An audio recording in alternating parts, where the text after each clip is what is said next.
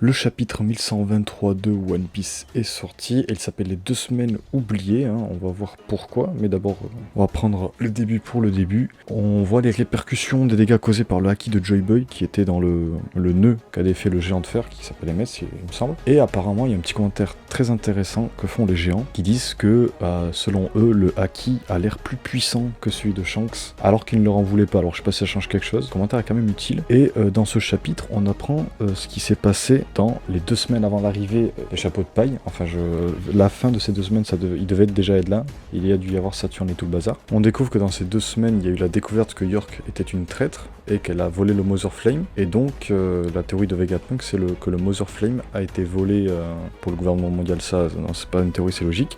Et qu'il aurait servi à alimenter une arme antique. Donc, la théorie de Vegapunk est que le gouvernement mondial a une arme antique et ce qui expliquerait la disparition de Lucia. Donc on peut imaginer que l'attaque qu'a subi Lucia, c'est l'attaque d'une arme antique. Nous on sait que c'est Imusama qui a ordonné la destruction de l'île. Alors est-ce qu'elle a utilisé une arme antique ou pas? Maintenant on a un peu plus de réponses. Il évoque aussi que prendre la fuite n'est plus nécessaire, hein. Et donc il y a plusieurs trucs intéressants.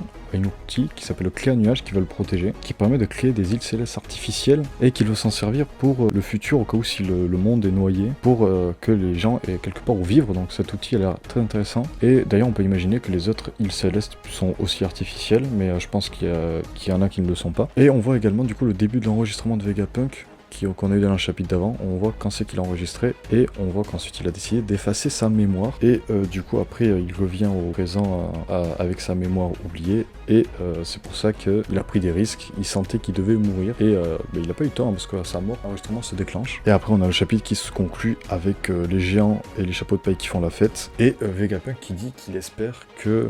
Enfin, il le dit à Sanji, je crois. Il espère que ça sera eux qui vont trouver le One Piece. Voilà, donc à mon avis, là, on a vraiment si ce n'est l'avant-dernier chapitre à Egghead. Et on va bientôt pouvoir entamer Elbaf. Donc j'ai un peu hâte de voir comment ça va se passer. Mais du coup, moi je vous laisse, hein, à la semaine prochaine. Ciao.